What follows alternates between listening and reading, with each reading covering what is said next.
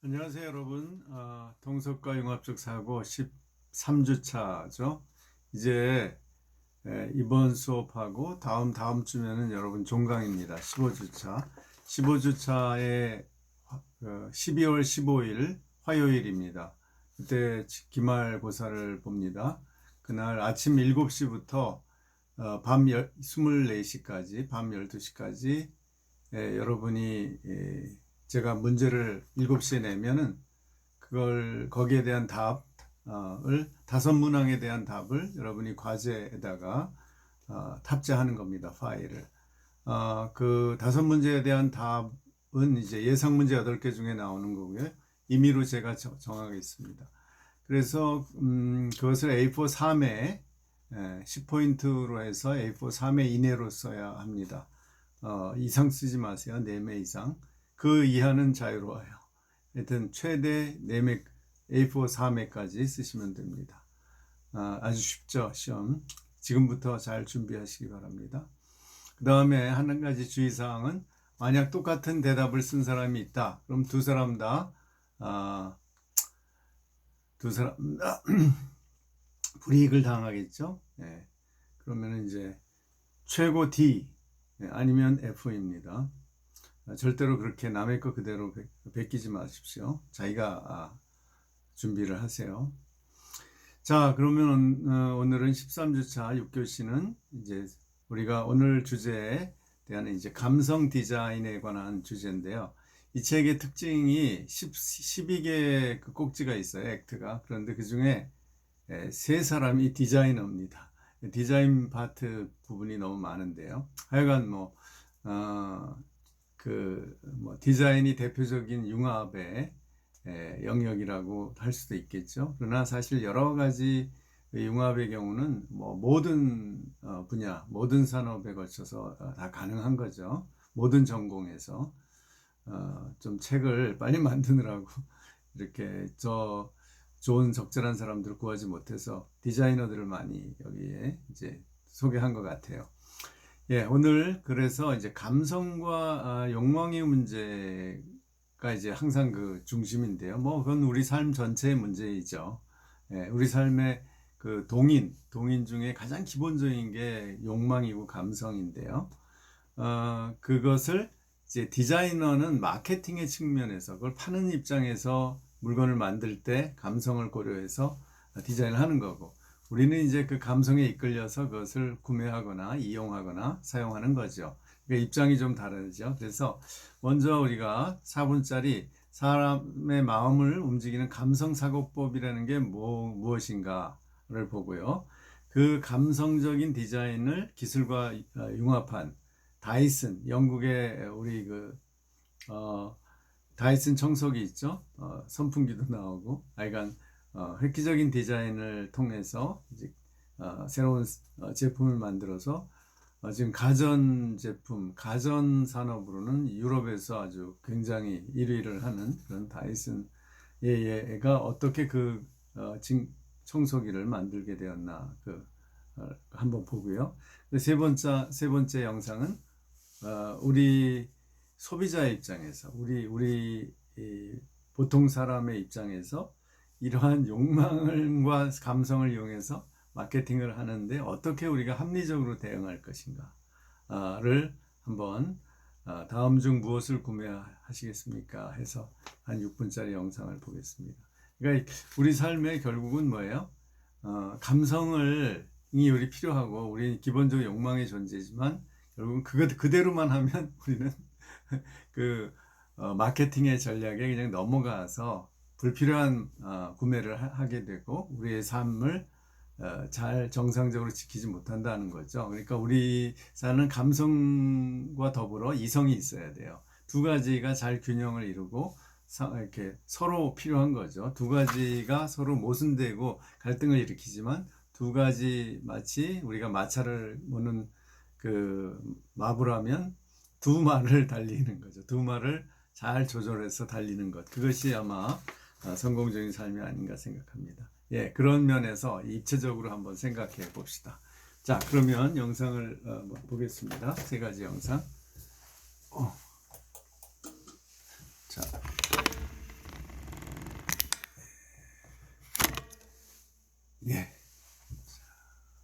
봅시다. 소비자의 마음을 사로잡는 크리에이티브의 비밀은 감성사고에 달려있다. 디자인 분야에서 감성사고 혹은 감성을 갖고 있다는 건 소비자의 가치관을 이해하고 공감을 시도하려는 노력이며 시대의 분위기를 읽어내는 센스를 가지고 있는 능력이다.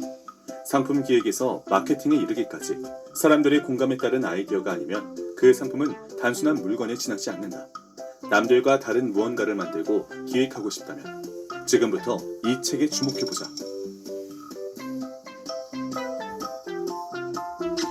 책 크리에이티브를 읽는 기술은 세계 3대 디자인상인 레드닷 디자인 어워드 등 네로라하는 디자인상 수상 경력을 가진 무라타 치아키의 저서로 그는 이 책을 통해 시선을 집중시키는 감성사고법 몇 가지를 제시한다.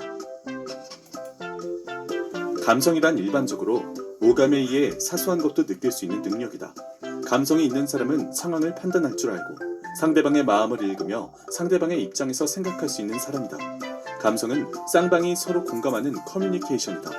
감성의 구조를 깊이 파헤친다는 것은 공감 능력, 즉 사람의 마음속을 들여다보는 것이다. 비즈니스에서는 감성을 어떻게 측정할 수 있을까? 감성을 활용할 때에도 6가지 가치 안에서 활용 가능한데 그 중 몇 가지를 예시를 통해 살펴보자.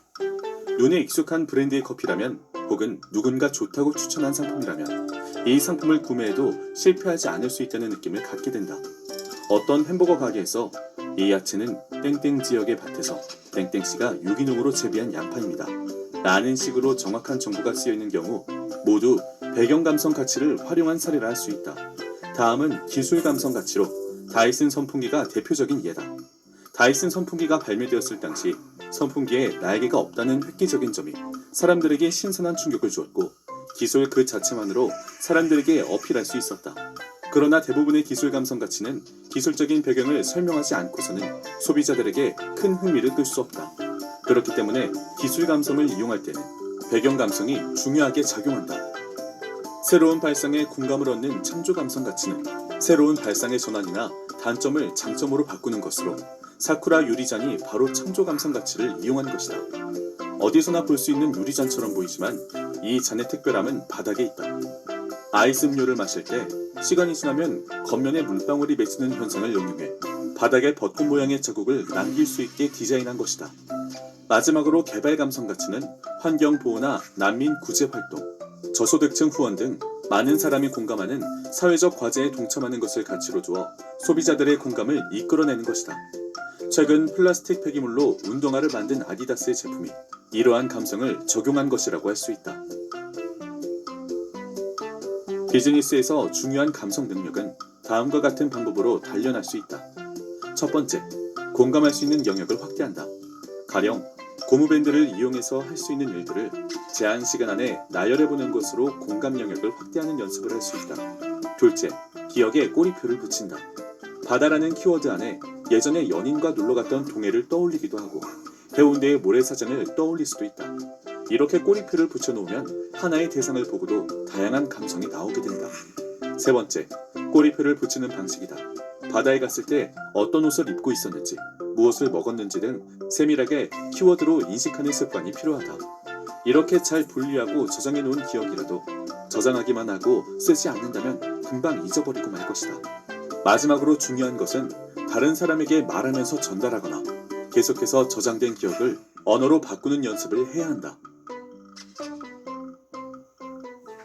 예, 여기까지 봤습니다. 자, 두 번째 영상 보겠습니다.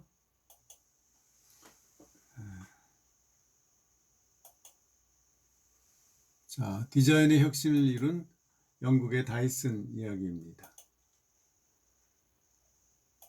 다이슨이 얼마나 많은 노력을 통해서 새로운 디자인을 만들었는지 한번 보십시오. 5126. 이 숫자는 애플과 함께 전 세계에서 가장 성공한 디자인 혁신 기업이라고 불리는 다이슨에 매우 중요한 의미를 부여합니다. 우리가 잘 알고 있는 먼지 봉투 없는 진공 청소기, 일명 다이슨 청소기를 만들기 위한 도전의 횟수를 나타내기 때문입니다. 통념을 깨는 독창적인 디자인과 우수한 기능으로 전 세계 가전시장을 휩쓸고 있는 다이슨. 그런데 우리가 흔히 아는 독특한 외형의 다이슨의 제품들이 실은 디자인을 염두에 둬서 만들어진 제품이 아니라는 것 아시고 계셨나요?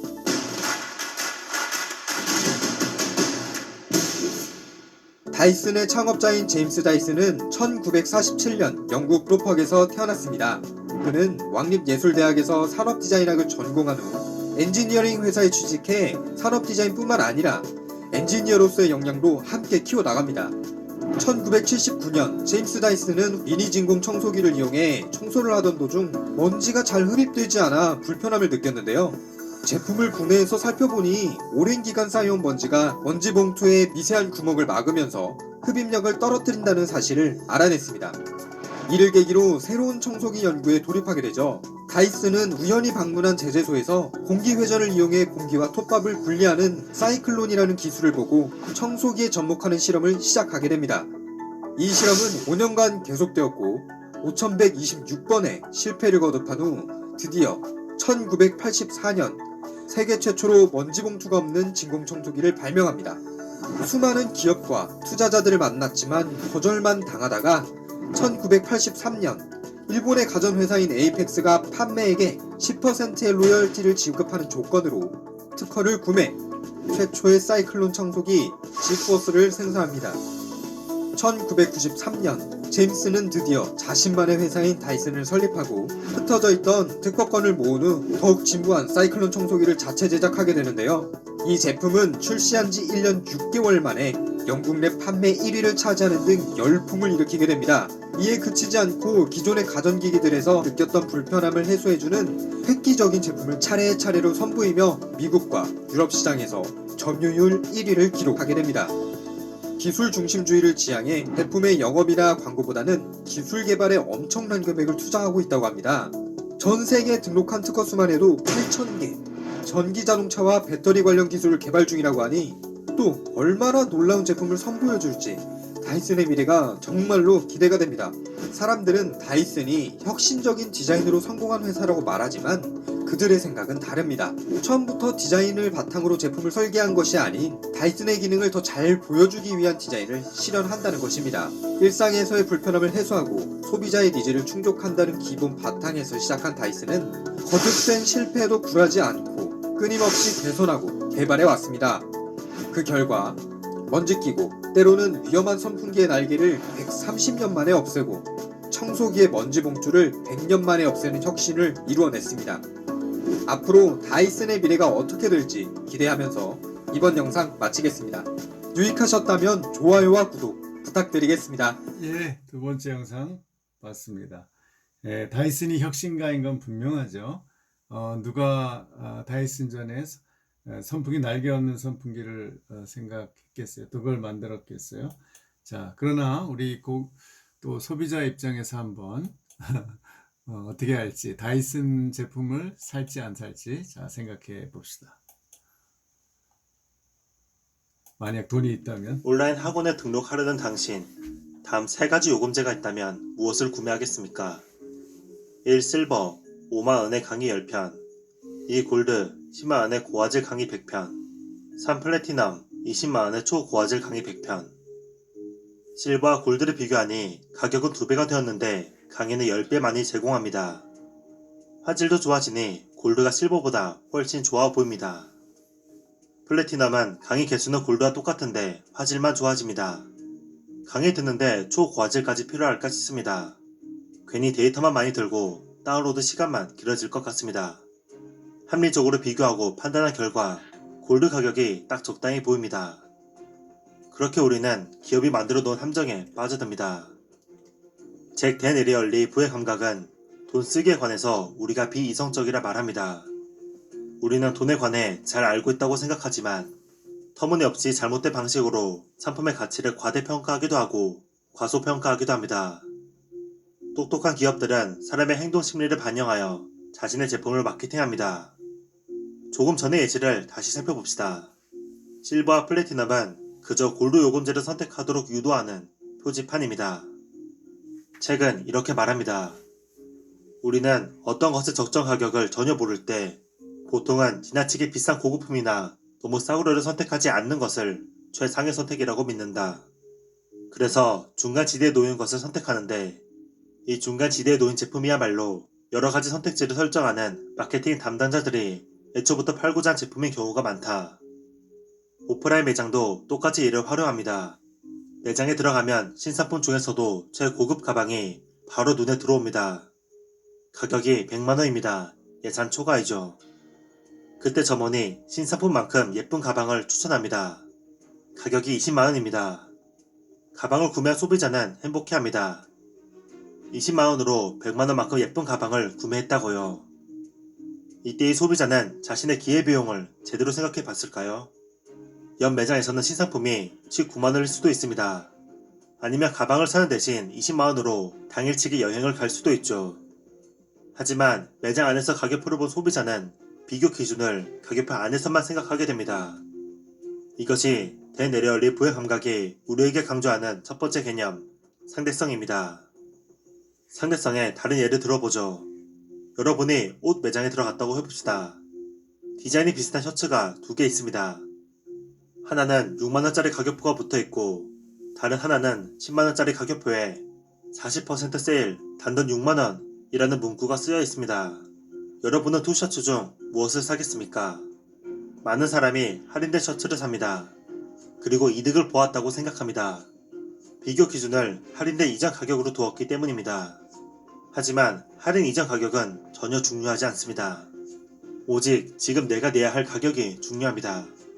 그리고 그 가격으로 살 수 있는 다른 모든 것들을 고려해서 구매해야 합니다. 두 번째로 책이 조심하라고 말하는 개념은 심리적 회계입니다. 월급을 받은 우리는 돈을 여러 범주로 쪼갭니다. 생활비, 의료비, 문화오락비, 관리비, 저축 등등으로요. 우리는 이 중 하나의 범주 안에 있는 돈을 다 써버리는 것을 최대한 회피하려 합니다. 그러면서 다른 한편으로는 어떤 범주에 돈이 남으면 그 돈을 쉽게 써버립니다. 예를 들어 월 말이 되어 문화오락비 계정에 20만원이 남은 사람은 술집에 가서 평소보다 비싼 술과 안주를 시켜서 돈을 탕진합니다. 그 뒤 밤에 집에 온 남자는 휴대폰 데이터가 50메가밖에 남지 않았다는 것을 발견합니다. 통신비 계좌의 잔고가 0원이기에 남자는 데이터를 아껴가며 사용합니다. 200만원짜리 해외여행 간 사람은 1, 2만원짜리 커피를 쉽게 마십니다. 그리고 한국에 돌아와서는 4,500원 톨 사이즈를 먹을지 5,000원 라지 사이즈를 먹을지 고민합니다. 해외여행 계정이 아닌 생활비 잔고에서 나가는 돈이기 때문이죠. 하지만 돈에 어떤 딱지를 붙이는가는 중요하지 않습니다. 어떤 범주를 묶든 모두 자신의 돈입니다. 모두 내 지갑에서 나가는 돈입니다. 어떤 부문에 돈이 남았거나 충분하다고 해서 탕진하지 말아야 합니다. 내 시간을 더 벌어주거나 삶을 편리하게 만들어주는 부문의 예산에 충당해야 합니다. 책은 돈을 쓸 때 고려해야 할 개념을 10가지 소개합니다. 그중 제가 마지막으로 소개해드릴 개념은 지불의 고통입니다. 우리는 알게 모르게 가격을 지불할 때마다 고통을 느낍니다. 이 물건을 정말 사도 되는지, 낭비하는 건 아닌지, 올바른 가격에 산 건지 끊임없이 자신에게 물어봅니다. 그래서 신용카드는 위대한 발명이자 악마의 발명품입니다. 지불의 고통을 유예시키기 때문입니다. 돈이 지금 당장이 아니라 한 달 뒤에 나가기 때문에 사람들은 편안한 마음으로 카드를 긁습니다. 실험 결과 사람들은 현금을 낼 때보다 신용카드를 사용할 때 훨씬 더 많은 돈을 쓰고 팁을 후하게 주었습니다. 신용카드를 꼭 써야 한다면 나만의 한도를 정해놓고 쓰는 것이 좋습니다. 꼭 필요할 때만 쓰고 나머지는 체크카드나 현금을 써야 하죠. 저자는 그렇다고 돈을 아끼라고만 말하지는 않습니다. 현명하게 사용하라 하죠. 예를 들어 신혼여행을 계획하고 있다면 여행을 가기 전에 모든 결제를 미리 해두는 것이 좋습니다. 지불의 고통을 여행 가기 전에 미리 감수하면 여행 당일에는 여행을 온전히 즐길 수 있습니다. 미리 결제해두면 여행이 공짜라고 느껴지면서 더 행복해질 수 있다고 합니다. 대내려얼리 부의 감각의 10가지 원칙을 단 하나로 요약하면 다음과 같습니다. 돈을 쓰기 전에 아주 잠깐의 여유를 가져라. 내가 사려는 것이 충분히 가치 있는 물건인가? 한두 가지 상품하고만 비교하진 않았는가? 심리적 회개에 휘말리진 않았는가? 지불의 고통을 유예한 건 아닌가? 잠시 생각한 뒤 결제하기 버튼을 눌러봅시다. 책그림이었습니다. 감사합니다. 예, 감사합니다. 자, 그러면은 다시.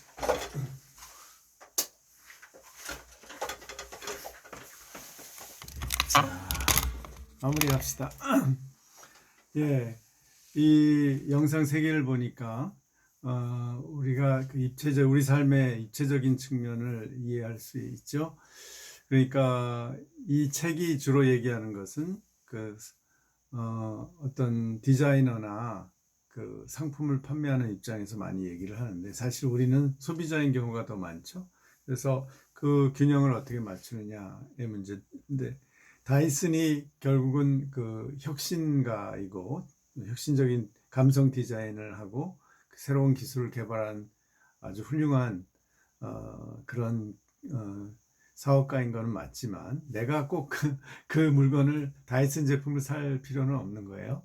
100만 원이 넘죠 보통. 예. 그런데 일생 동안 그걸 살 필요가 없는 거죠. 이제 저는 예를 들면 이 중국산 다이슨과 비슷한, 그러니까 하여튼 편리한 3만 원짜리 이걸 씁니다. 이걸로 제 30여 평 아파트를 청소하는데 전혀 문제가 없어요. 그리고 아주 편리하고 가볍고요. 그러니까 여기 뭐 기회비용, 한계 효용의 법칙을 우리가 삶에서 그것이 중요한 거죠. 우리가 만약 뭔가 만들 때는 결국은 디자인과 어떤 혁신 이런 게 중요하죠. 융합. 그러나 우리 삶에 또 내가 소비자로서의 융합적인 측면이 있는 거죠. 어떻게 내 삶의 환경과 여건을 잘 융합해서 그것을 가장 또 합리적으로 써야 되면서도 그잖아요, 내 감성을 만족시키는가. 그것이 이제 우리의 관건인 것 같아요. 그리고 이 마지막 영상에서 아주 그 영상은 잘 만드는데 발음이 좀 부정확하죠. 그게 뭐 원래 그 신체적인 구조일 수도 있겠지만, 다이슨이 5126번 실험을 해서 청소기에 종이가 없는 청소기를 만들었다는 거예요. 그러니까 사실 연습을 하면 발음이 훨씬 더 명확해질 수 있습니다. 5000번 발음 연습을 하면 우리 삶에 그런 노력이 필요한 거죠. 예, 그래야만 여러분 삶에서 뭔가 성공적인 어떤 결과를 얻을 수 있는 게, 어떤 일을 하든지 내가 생산자의 입장이고 또 소비자의 입장이건 간에 필요합니다. 예, 여기까지 6교시였습니다.